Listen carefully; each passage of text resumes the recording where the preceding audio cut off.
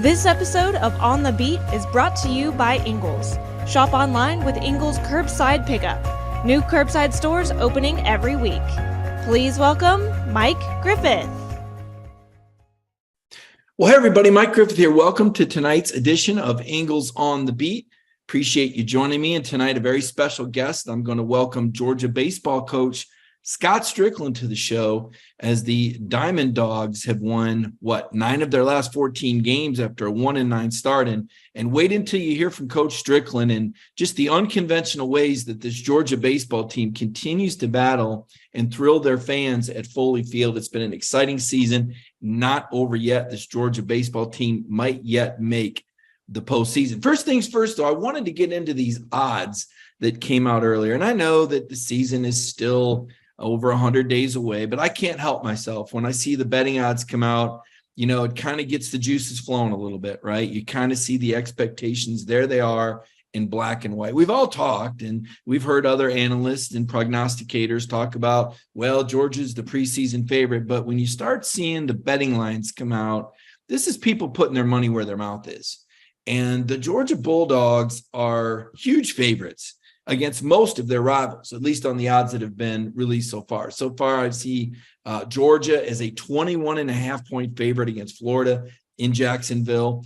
I see Georgia as an 18.5-point favorite at Auburn. That's 2 games out of state where you're favored by double digits. I see the Dogs a 24-point home favorite against South Carolina in the September game. Of course, Ole Miss comes to Sanford Stadium this year. Lane Kiffin, Dogs a 19.5-point favorite there.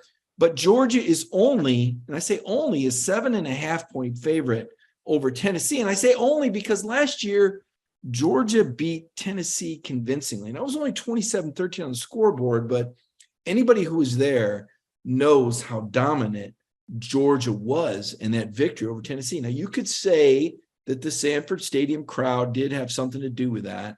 After all, Tennessee had to use 3 timeouts, and I think they had about 6 false starts. Between the crowd and that defensive line dominance made a real big difference. Now, this year's game is in Neyland Stadium, but Hendon Hooker's not there anymore. And neither is Jalen Hyatt, their elite receiver, or Cedric Tillman, another one of their elite receivers, or a offensive lineman, draft pick. They lost a lot. And I know Georgia lost a lot too, but I don't think Tennessee is as well stocked as Georgia. Now, that said, I do think Tennessee has awakened, from the land of sleeping giants. I do think Josh Heupel has that program going in the right direction with that offense. Now, that said, I don't expect Tennessee to be a borderline playoff team this year. I do think Tennessee could win 8, 9, or 10 games if things go right. And there's a lot of positions they've got to hit the kind of refill button on and reload.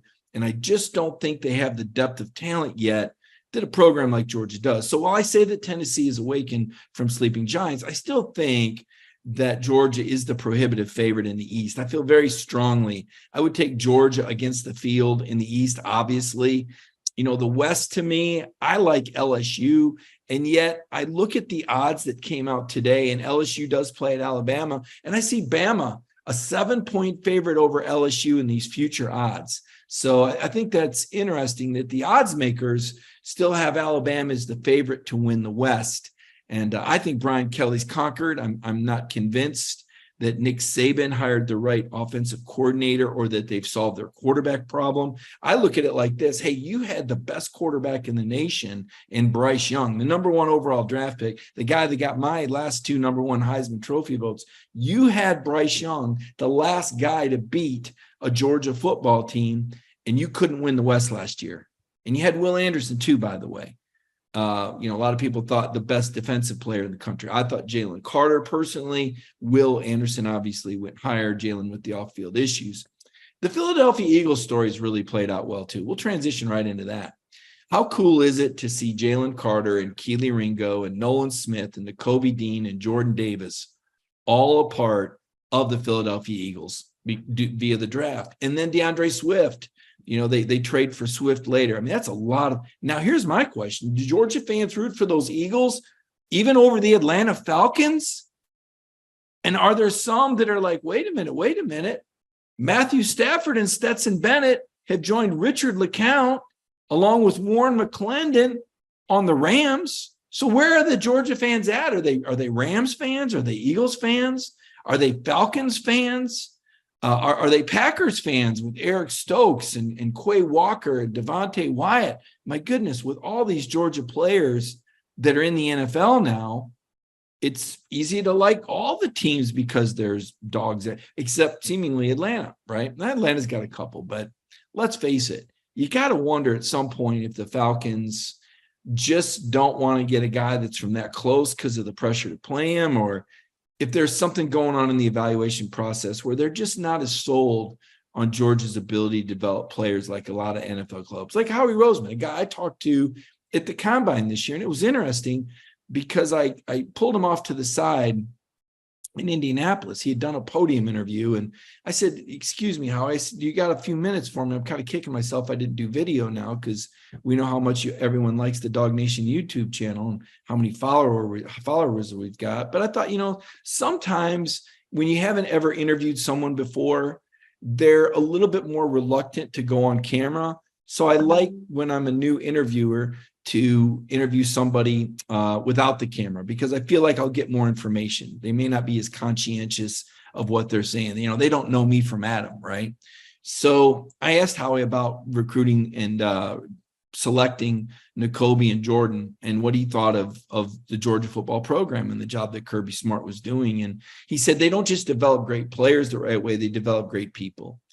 And I said to him, after the interview was done, I said, well, I got to tell you, you got two of the best Georgia players in history. And in terms of just, character and what they meant, I said, Jordan Davis is, when I do the Georgia football Mount Rushmore, Jordan Davis is on the Mount Rushmore for me, right? I go with Jordan Davis, Brock Bowers, Herschel Walker, and then Charlie Trippey, right?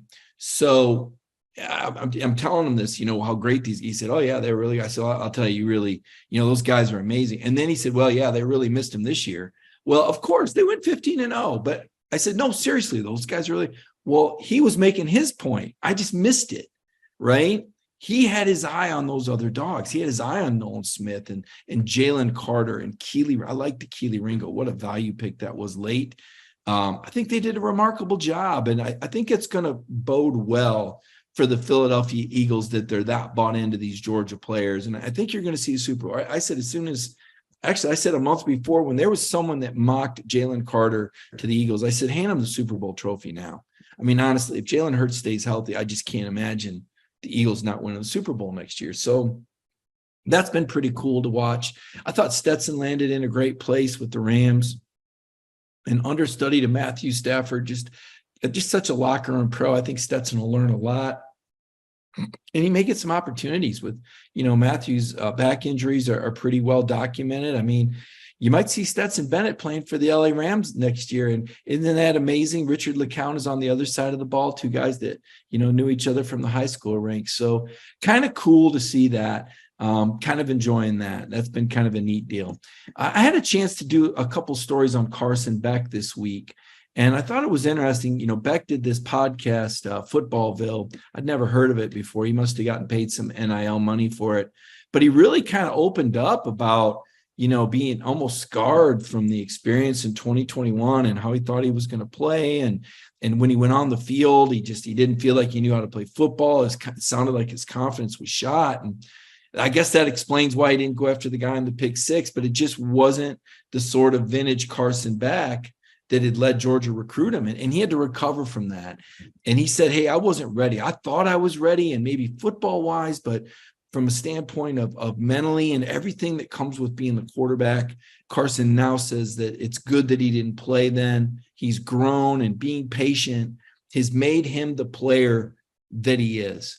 Also thought it was interesting when he shared how Mike Bobo works with the quarterbacks. Bobo says, hey, look, this is what I'm looking at on third downs. What do you think? So the players actually have some control over the play calls, obviously from within the framework of what Bobo believes will work, but going into the game. And that way, Carson said he's even more prepared for those circumstances because they've discussed some of the go-to plays. It's just a way of of putting a quarterback's mind at ease. And it's some of the genius of Mike Bobo, who's really orchestrated some of the finest Georgia offenses, the highest scoring offense in Georgia history, the 2014 Hudson Mason offense, the highest scoring offense, and the number one draft pick, Matthew Stafford, richest ever, and the SEC's all-time winningest quarterback, David Green, and then the SEC's all-time leading passer, Aaron Murray. And speaking of Aaron Murray, Aaron did a recent interview with Brock Vandagriff, and he said, you are Mike Bobo's kind of guy.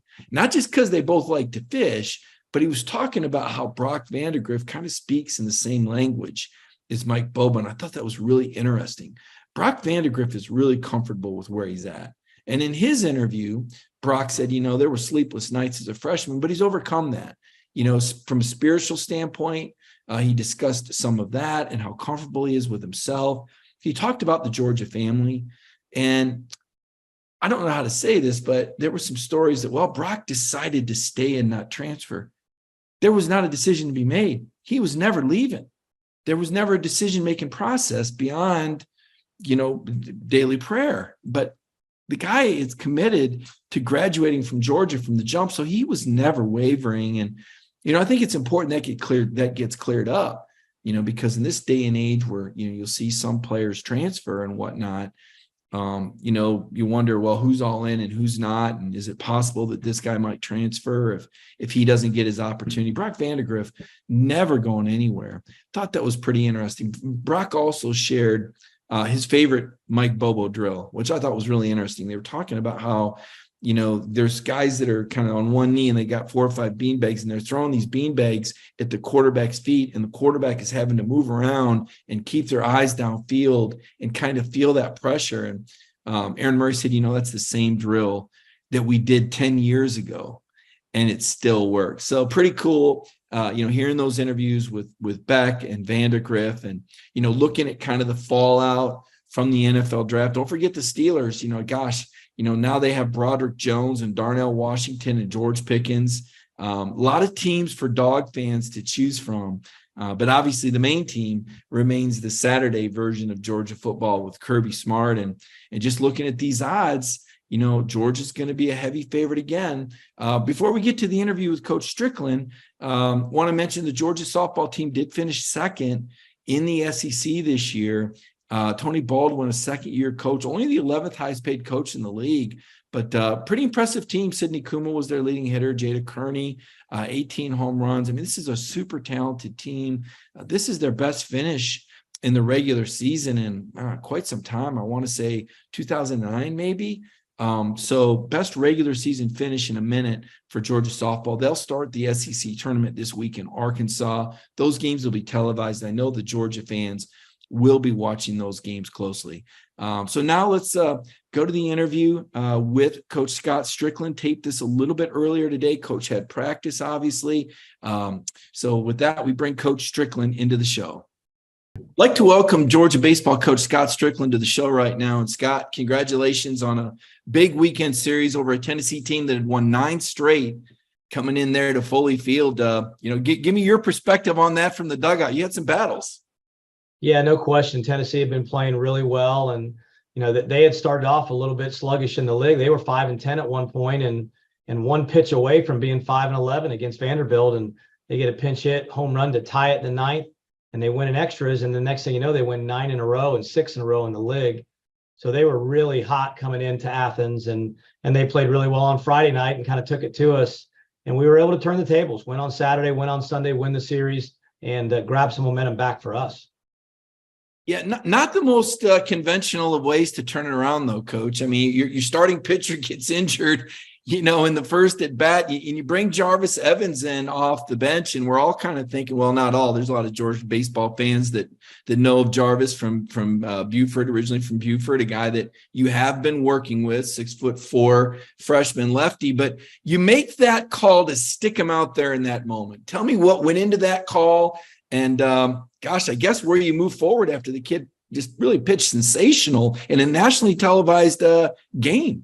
Yeah, well, first of all, Charlie Goldstein had been our go-to guy. The last 4 weekends, Charlie has been really, really good for us. And 2 pitches into the game, he tweaks his hamstring and is out. And we just came off a loss on Friday night. We're in a must-win game.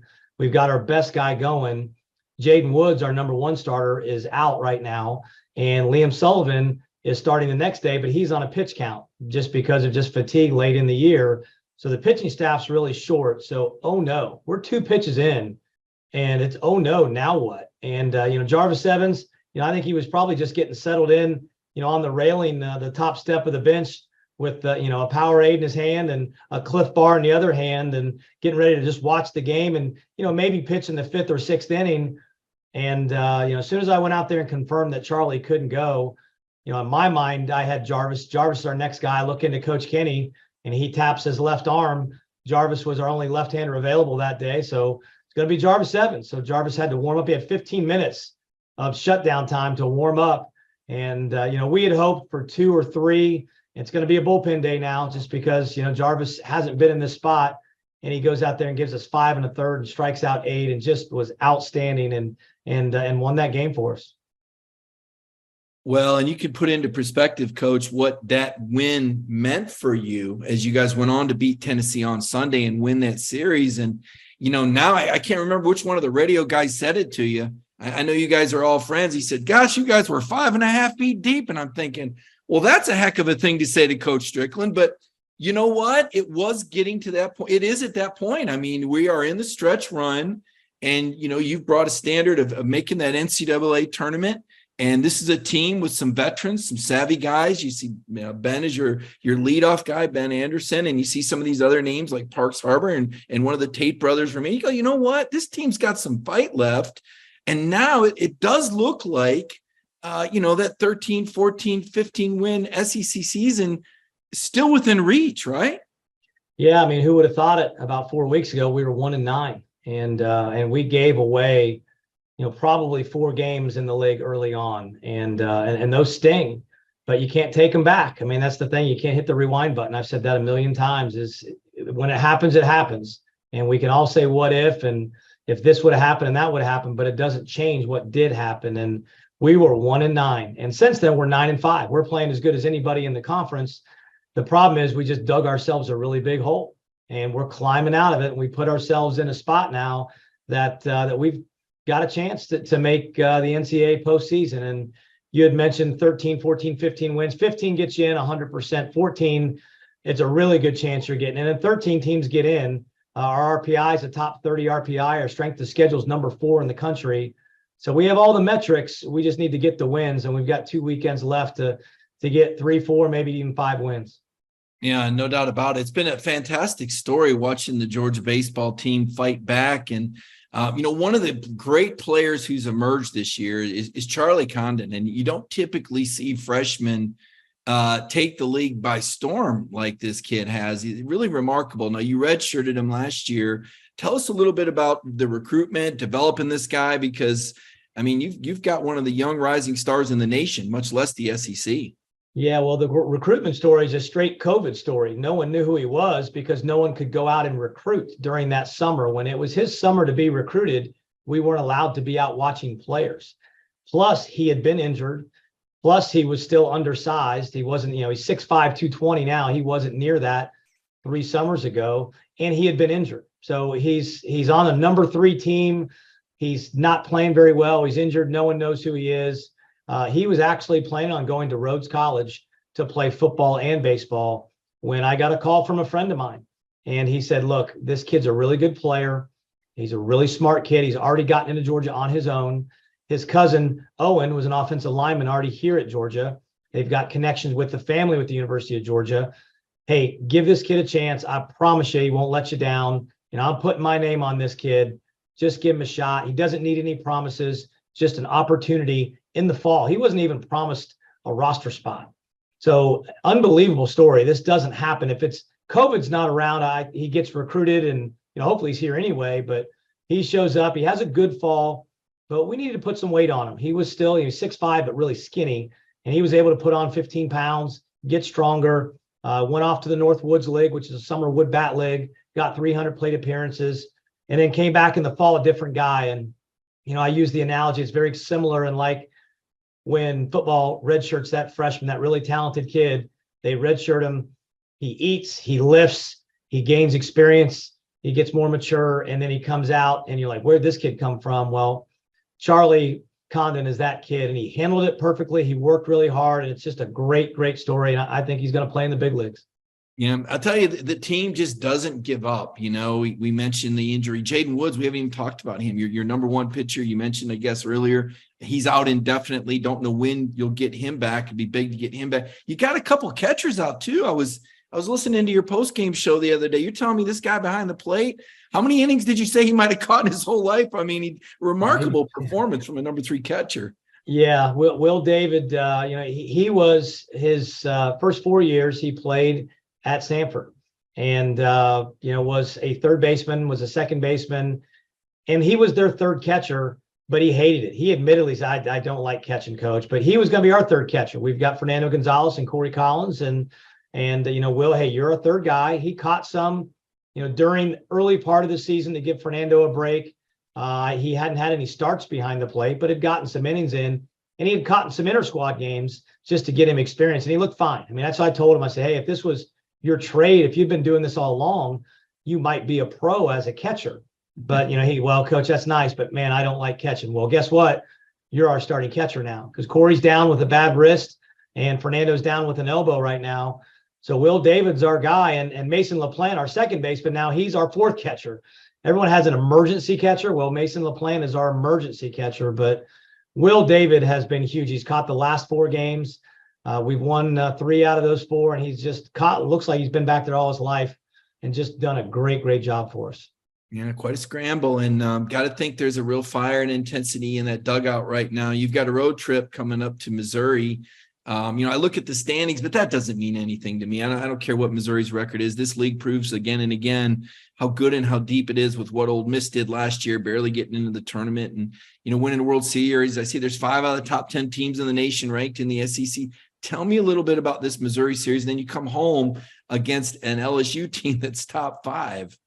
Yeah, no question. Everybody in this league's really good. Missouri's a tough place to play. The wind's always blowing. It's either gusting in or gusting out.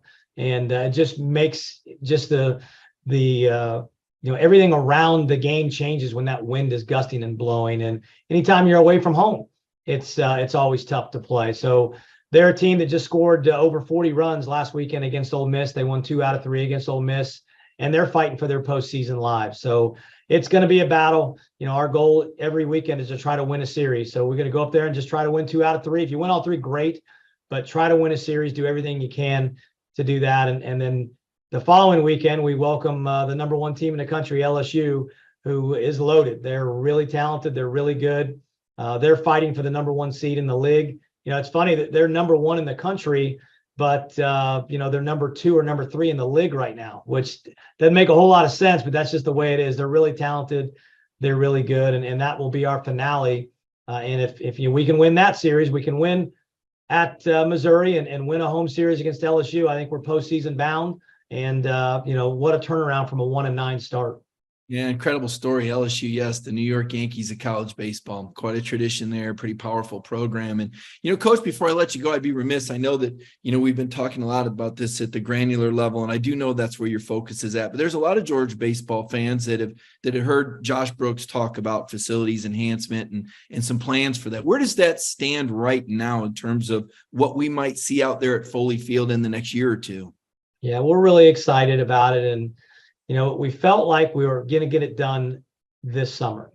The problem is when you're going at the same site, you've got from June until February to get it done. And this is a multi-million-dollar project that you just can't blink your eyes and get it done. There's a lot of logistical things that have to be done. So this summer, we've got to move all the electrical, all the utilities, everything has got to be moved in that stadium to get ready for the following year and all the major construction. And in the meantime, we're getting our locker room redone. We're getting our team meeting room redone. We're getting new lights at the field. We're getting the LED lights. We get all the flashing lights we get at Sanford Stadium. So, and then a new playing surface. So we're getting some things in this first phase, but then the following year after the 2024 season, that's when the big renovations happen. We're going to add some seating. We're going to add some premium seating. The canopy and the roof is going to go down each line, the first and third base line. We're adding a pitching lab. We're adding new hitting tunnels. our offices, I'm in Stegman Coliseum right now. Our offices will move down to Foley Field. So it's a major project. Baseball and softball both getting facelifts. Coach Baldwin getting a boost as well. So we're all excited about it. Again, we all wish it would have been done before, but it just hasn't. And again, I think COVID slowed a lot of things down. And I think this probably gets done after the 2020 season, but everything just got pushed back. But Josh has been pushing for this. We all wanted to do it this summer all at once, but just logistically couldn't do it. You can't do all that we're doing in 7 months. So we have to split it up into 2 years.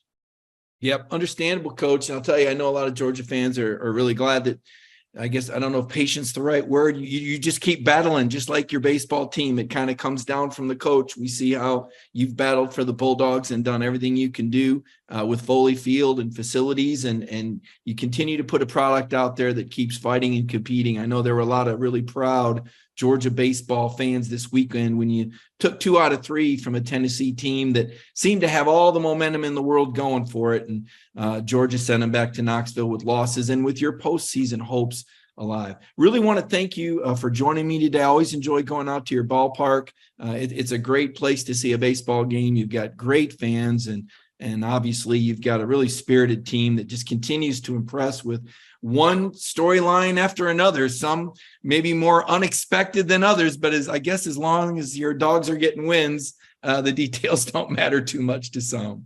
Yeah, no question about it. It's been a little unconventional, especially this past weekend with what Jarvis Evans was able to do and Will David back there catching. But you know what, guys are stepping up, and now that guys are stepping up, it's contagious. Now someone else will do it, and I thought that's what we saw on Saturday and Sunday. After Jarvis Evans did that for us, everybody else kind of stepped up too, and it was really satisfying and really proud of our kids to the way that they responded to get that series win.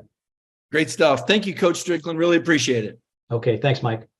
Well, that'll do it. I want to thank everybody for joining me this week on the Ingles on the Beat show. Don't forget, each day, DawgNation Daily with Brandon Adams. And on Wednesday night, it's Before the Hedges with Jeff Sentel. Continue to check us out on DawgNation.com. I'm Mike Griffith. You can find me on Twitter at Mike Griffith 32. Have a great week, everybody. Did you know that Ingles sells more organics than any other store? Or that they run their own dairy? Or that they only serve USDA choice and prime meat? Did you know that they have more local craft beer than any place else? Or that they have Energy Smart stores? Or that they professionally slice and package imported cheese from Europe? Did you know about their giant international aisle, local farm partnerships, curbside pickup, wine department? Or that they donate 3,956 meals a day to local food banks? Well, now you do. It's all in the bag. Ingles, low prices, love the savings.